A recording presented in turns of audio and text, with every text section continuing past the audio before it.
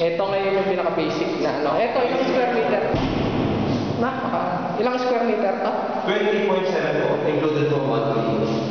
Kasi makita nyo may landscape. May balcony siya. Rear side of the building siya,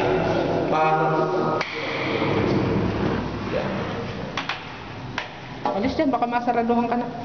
Ito ang balcony. Okay, may masasampayan. Ang garden, ang likod. Ito na yung sinasabi mo kung gusto mo ng tahimik.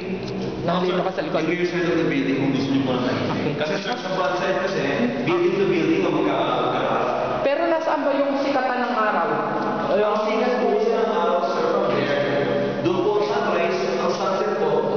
Kasi yung iba, kung gusto nila, kung saan nakatapat yung sunset, Okay. sunrise. Kasi po, gusto ko maligid sa hapon eh. Ayun. Maligid sa hapon. Sir, discuss ko din po pala sa inyo, sir. Ang door po natin, one of our special features, sir. Fire-rated door siya kung tawagin, metal coated. Meaning, meant to last up to 4 hours in case of fire.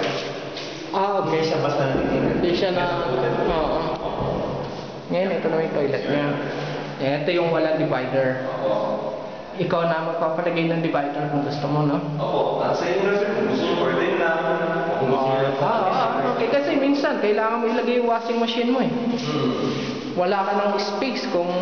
Bagay, kung may divider ka, pwede ka pa rin mag-washing machine doon. Opo. Maliligo ka lang naman. Ang washing machine na naman na nasa-suggest namin dito, sir, is yung spinner lang. Kasi sir, di ba may package po na spinner with dryer? Yung spinner lang po, single lang po. Yung po kakasya po dyan. Kasya-kasya po dyan. Ang toilet, ang sukat ng toilet is pare-parehas, no? Pare-pareho na po, sir.